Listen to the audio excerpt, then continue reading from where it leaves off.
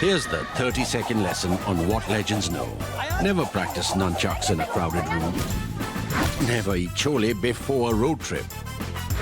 Always take your shirt off before you iron it. Don't take a cold near a swimming pool. And don't forget, saving is not investing. Legends don't just save, they invest in mutual funds. Mutual fund investments are subject to market risks. Read all scheme-related documents carefully. The Prime Minister's Economic Advisory Council or PM-EAC has been doing something very useful.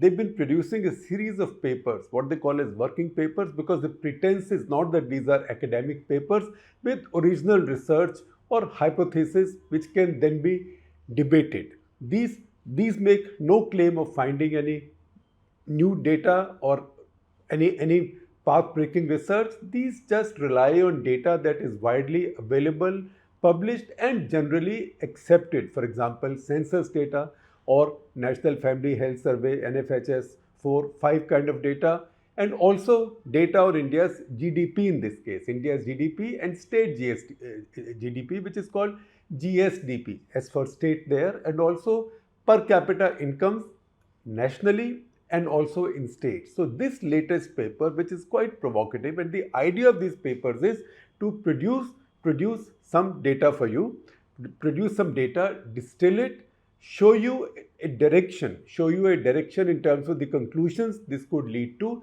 and leave it to you to debate it and also to see what lessons you want to learn from it. I find this very useful.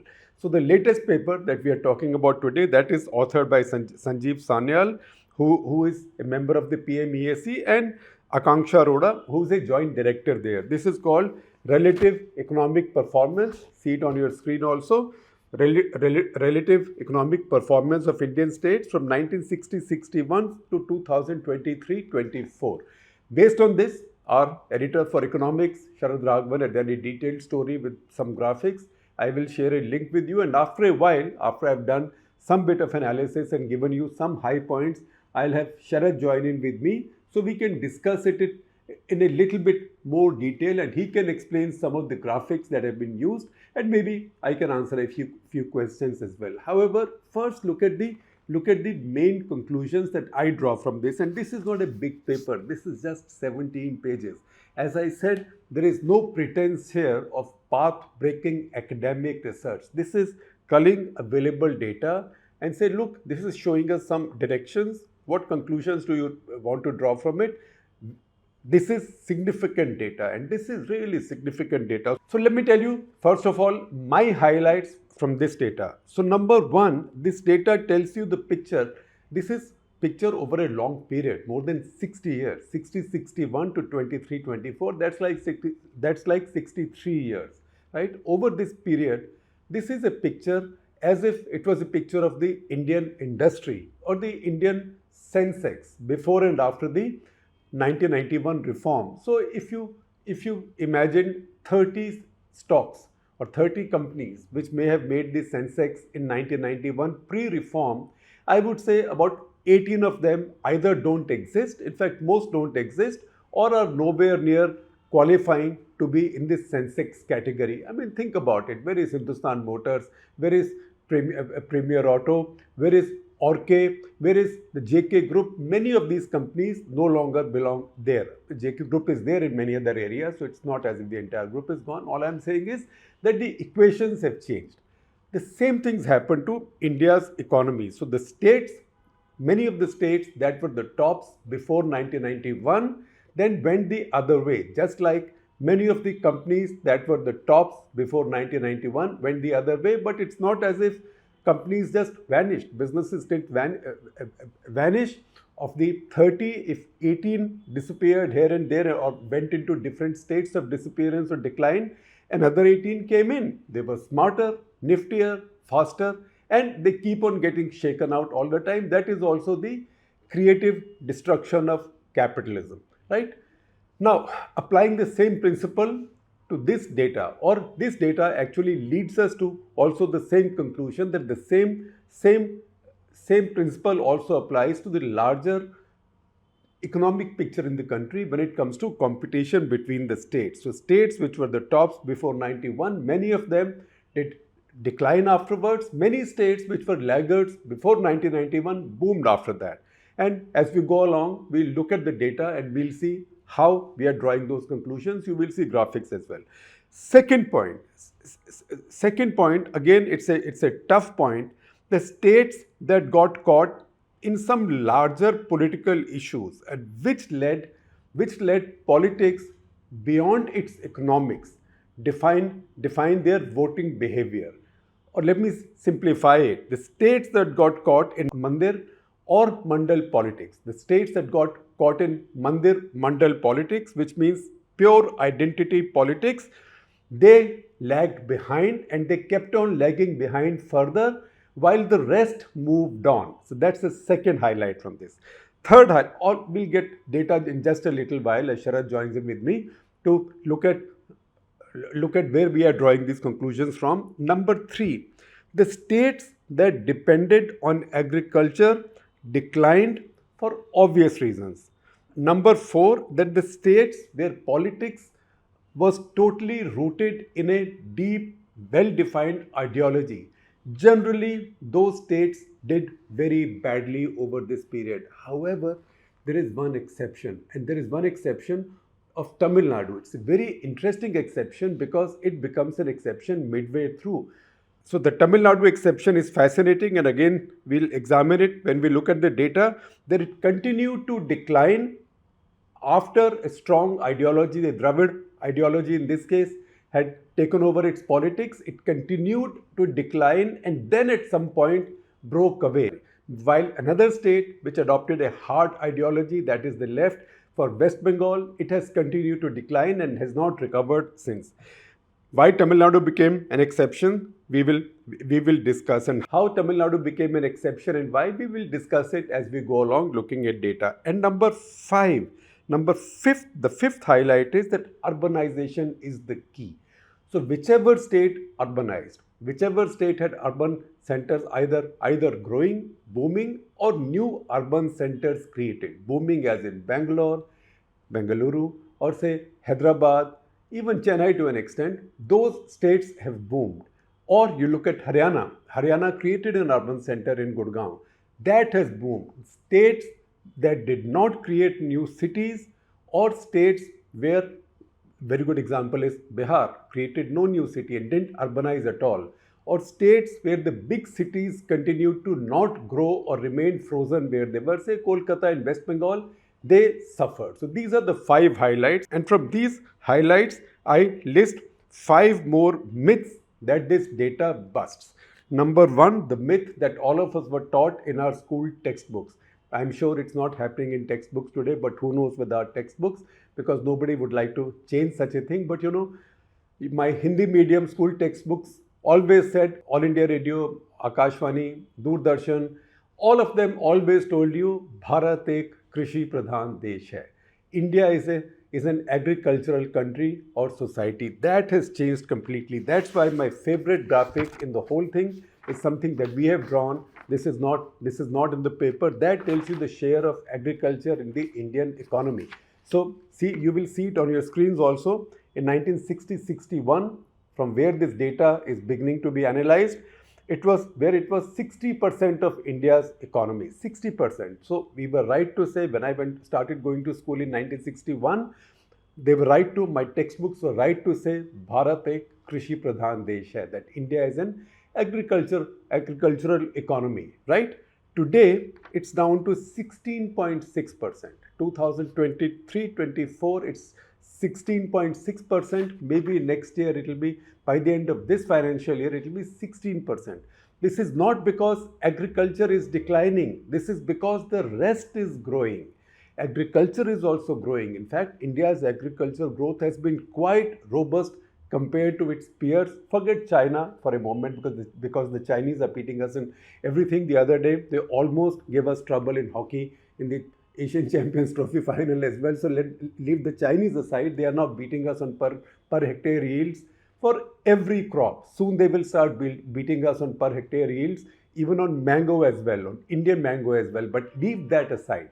Indian agriculture has had a very robust growth on an average basis, very healthy. In spite of that, the share of agriculture in our economy has gone from 60% to 16.6% and is further declining. Once again, that does not mean that agriculture is declining, it just means the others are growing more.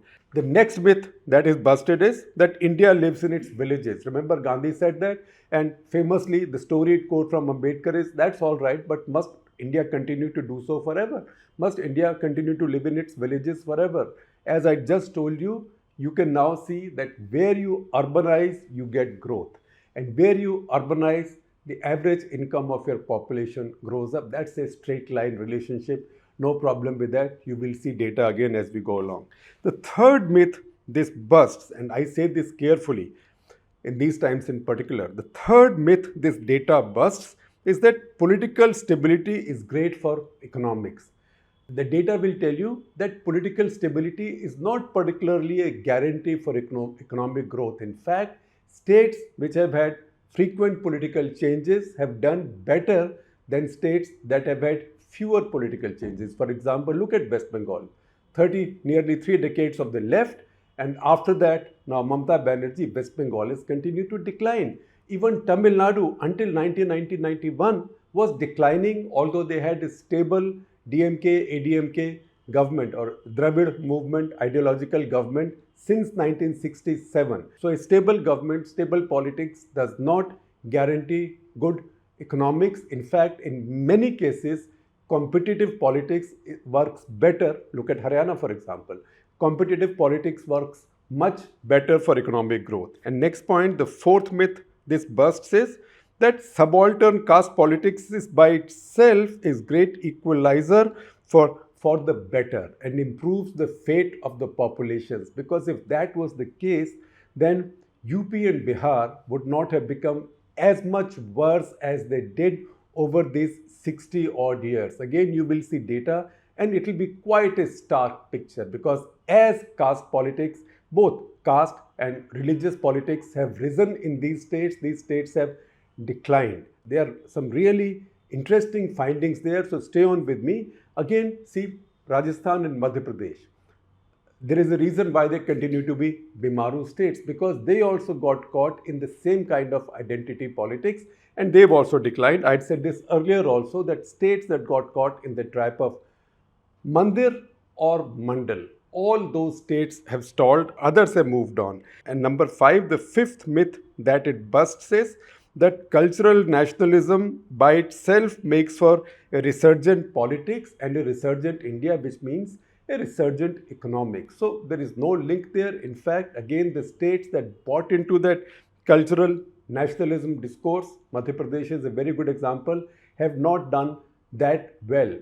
I gave you my 5 highlights from this data and also the 5 myths which I think this data busts. Now I will have Sharad join in so we can analyze this data in a little bit more detail and draw some conclusions and also share some of these graphics with you. So while you know TCA Sharad Raghavan very well, let me still introduce him. He's our deputy editor for economics and he's the one who's pulled out this data from this paper and produced these graphics and written a story about it. The story, you can see the front page of the story on your screens. You can read the entire story with the description. That said, Sharad, your first graphic, it is headlined The Post-Liberalisation Surge in South India. So what happened in 1991 or from 1991 that South Indian states broke away, because until then they weren't doing better than the rest. No, in fact, the South Indian states were more or less plateauing from 1960 to 1990. Then liberalization happened and they seem to have taken advantage of that fact. They industrialized, they built factories, they worked heavily in encouraging IT companies to set up there. And so then that's when you see a surge. You see, if you see the numbers, you take Andhra Pradesh, its share in national GDP was 7.7 in 1960, which was 7.6 by 1990. So it had marginally come down. Marginally. But then by 2023-24, it's 9.7. But this is, of course, Andhra Pradesh, the unified, just so that you can compare over time. For ease of calculation, we are starting with the unified Andhra Pradesh in 1960 and also we are adding Andhra and Telangana for this calculation in 2023-24 as well. That's what the PM-EAC paper also does. So Andhra is the tops. Absolutely. But Karnataka has done phenomenally well as well. From 5.4 in 1960 to 5.3 in 1990, it's now 8.2 as of 2023-24. So that's again a remarkable surge just after 1990. Similarly, you have, actually not similarly, you have Kerala, which I wanted to ask you about.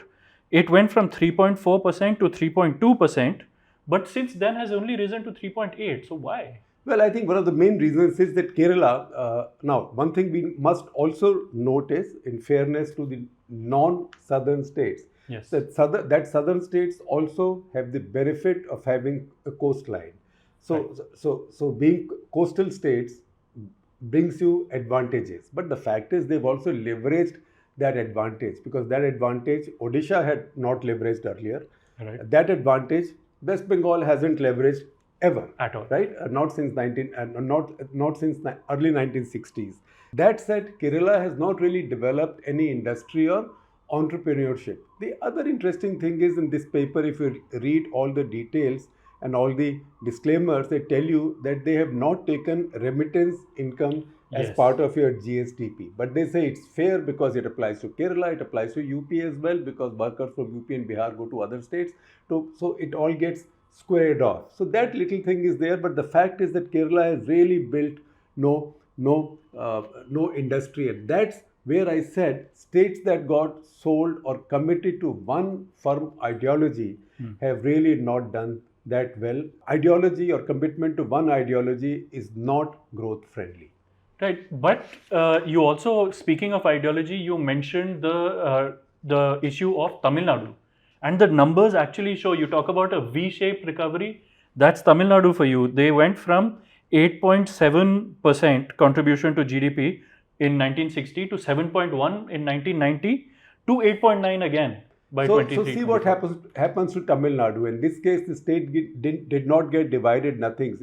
It's not as if Uttarakhand was taken away from UP, or Chhattisgarh was taken away, or Jharkhand was taken away from MP and Bihar respectively. No, it's the same state. It started at a robust level in 1960-61, given its share of the national population, but then declined 1967. The Dravid politics came in. So ideological politics took over, a new kind of social experiment came in, a new kind of social justice came in.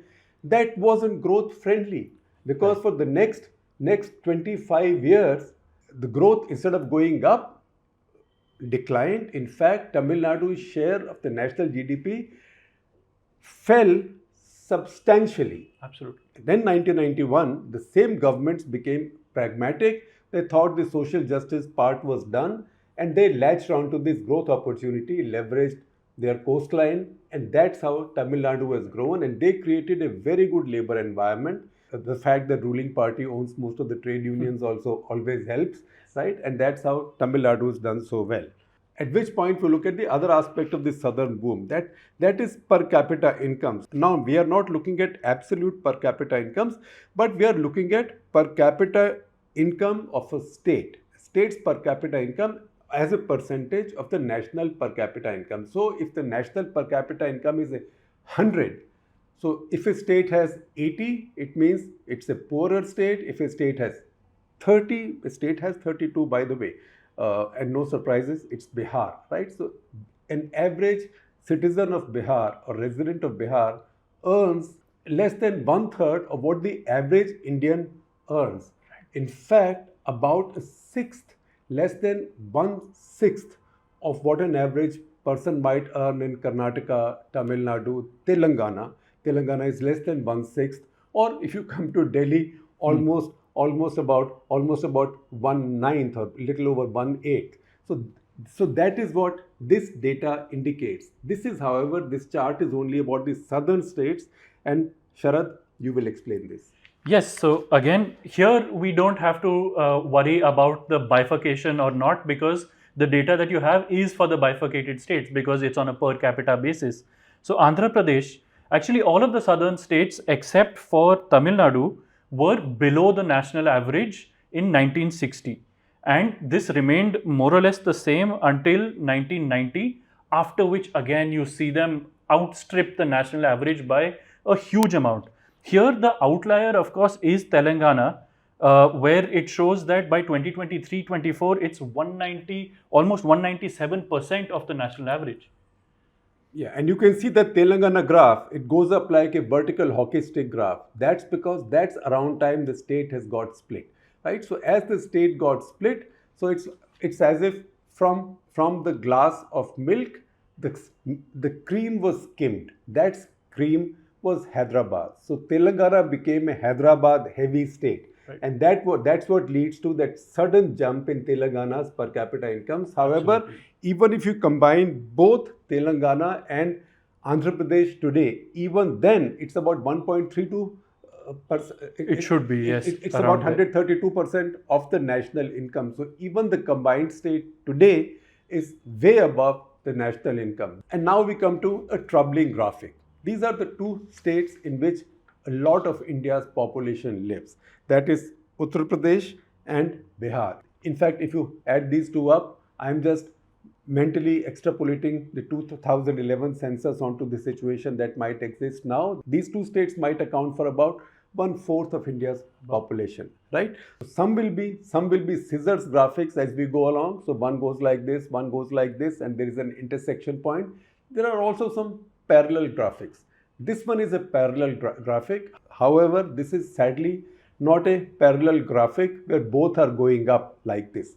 This is a parallel graphic where both in a way are coming down. So Sharad, yours. The story of Uttar Pradesh, actually, the data just shows how sad it is, because even the paper mentions that at 14.4% of India's total GDP, Uttar Pradesh was the number one contributor to our GDP in 1960. But since then, the fall has been steady to 12.6% in 1990 and to only 9.5% by 2023. And that's including Uttarakhand.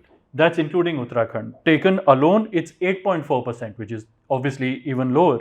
And then you have Bihar, which went from 7.8% to 6% by 1990 to just 4.3%. And again, this includes Jharkhand. If you take out Jharkhand, it's only 2.8% contribution to the national GDP.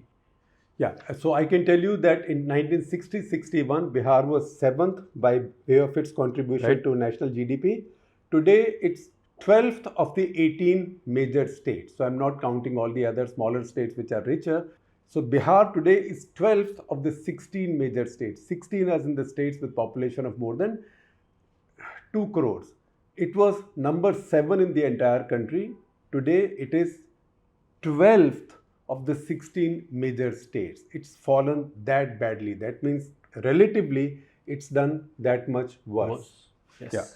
And the same and a similar trend will then be shown by the similar sad trend by the next graphic on relative per capita incomes of Uttar Pradesh and Bihar. Again, parallel graphs. Absolutely. So Uttar Pradesh started off at 82.4% in 1960. That's 82.4% of the national average, which was 100. This fell to 63.3% and then further fell to 50.8% by 2023-24. For Bihar, in fact, if anything, in the 2 years preceding 23-24, so credit where it's due, Yogi Sarkar's second term, around that time, as the second term is beginning, around that time, UP has begun to show some green shoots. Some minor improvement. At least the decline has stopped and a minor improvement has started, because figures don't lie. Bihar, on the other hand?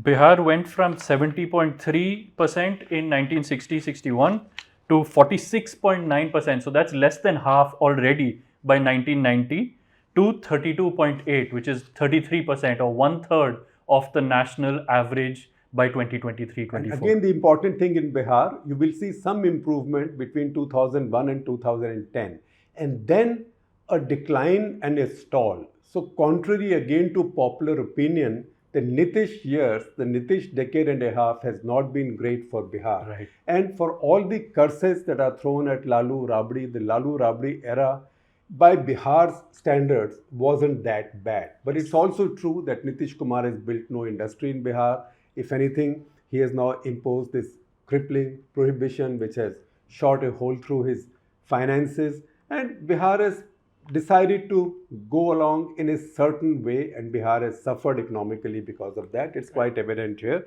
The gap between Bihar and UP is also increasing now. And at some point, if this goes on for long enough, there will be a scissors graphic there as well. Absolutely. And now the most important scissors graphic of all, that is Haryana and Punjab.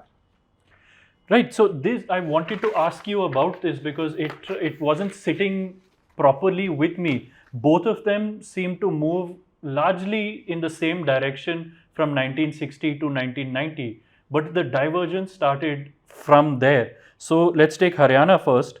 From 1.9% of national GDP in 1960, it went to 3.1% by 1990. And then it continued to accelerate to 3.6% by 2023-24. For a tiny state. For us, yes. Punjab went from 3.2% to 4.3%. So again, an acceleration by 1990.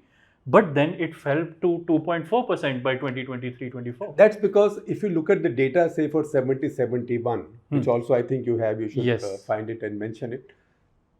By 70-71, both Punjab and Haryana have shown growth, and their share of national economy has gone up. That's because Green Revolution is kicked in. Right. And Green Revolution continues on. It still continues. But then industry comes in. As industry comes in, post-economic reform, Haryana is able to take advantage of it. One, because it had Faridabad, which was a manufacturing hub, not far from Delhi. Proximity with Delhi doesn't hurt, right? Delhi to Haryana is what coastline is to say Tamil Nadu or Andhra. But at the same time, Haryana built Gurgaon as an industrial entrepreneurial hub.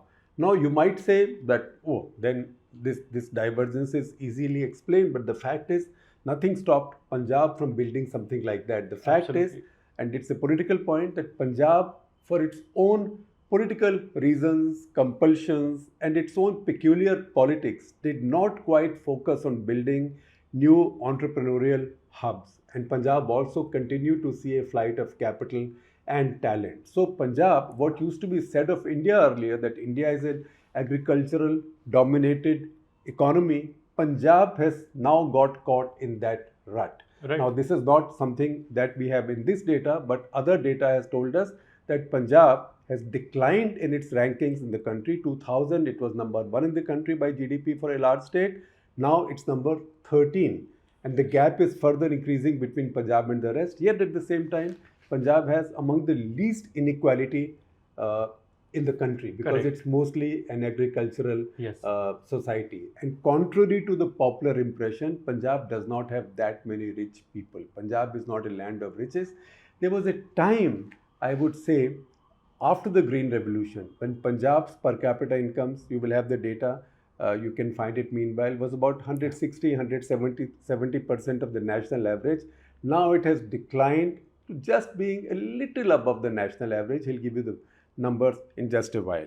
Now that said, the same thing reflects also in the next graphic, which is the relative per capita incomes of Punjab and Haryana. That's also a scissors graphic. What was Punjab's per capita income as a percentage of the national average at its peak, and when? At its peak would have been the 1970-71 year. It was 169% of the national average. Yeah, that's almost tops in the country. Right. So that made it the richest state in the country. Yes. So the state was a marvel of Green Revolution, but never grew out of its agricultural dependence. And the fact is, and that's the reason some of us get into this argument, this is a piece of opinion from me, which I write often enough, that this whole idea of a law for MSP will not help a state like Punjab. If anything, that will drive Punjab deeper into its commitment to just agriculture, and the gap between Punjab and the rest of the country, including and especially Punjab's neighbors, Haryana and Himachal Pradesh, will continue to rise. Right. In fact, what's really interesting is that Punjab right now, in terms of relative per capita income, is where Haryana was in 1960. So Punjab right now is 106.7%. Haryana then in 1960 was 106.9%. And where is Haryana now? Haryana now is 177%. Oops. So that's the gap. And the gap is widening. So the next scissors graphic, I know we are running short of time. The next scissors graphic is again fascinating. Again about neighbors, but two really resurgent neighbors. Two neighbors which have done very well on economic growth. Maharashtra has the highest share of the national GDP now. That is, it's a comparison between Maharashtra and Gujarat, and see what happens to the scissors and what is the intersection point and who's the one that's going ahead. Sharad? So we'll talk about the remarkable aspect comes out in the relative per capita income data. So there Maharashtra went from 133% of the national average in 1960 to 131% by 1990 to 150%. Maharashtra. Whereas Gujarat, which started off lower than Maharashtra at 118%, it now is at 160%. So it's overtaken Maharashtra. So if you look at all of this, what this tells us is that ultimately it's all about the politics, and it's the choices that voters make in different states that have determined their economy. So what I can do is, I would dare to do is, I would twist Bill Clinton's immortal line from the 1992 presidential campaign. It's the economy is stupid. I would say it's the politics stupid. And if I say that, how does my economics need to respond to that? I absolutely agree. If you want to focus on the economy, then you first get your politics right. Yeah, because it's not either or, it is one leading to the other.